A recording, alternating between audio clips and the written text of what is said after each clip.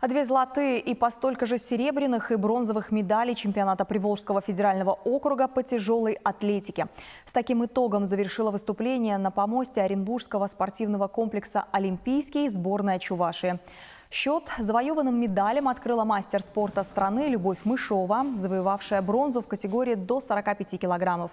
На ступеньку выше, в категории до 67 килограммов, поднялся супруг Любови Александр Мышов, на счету которого по сумме двоеборья серебро. Второе место в сумме двоебор 270 килограмм.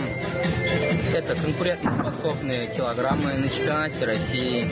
Чемпионат России будет через месяц, 1 июня, Ханты-Мансийске. Будем целенаправленно готовиться на улучшение результата.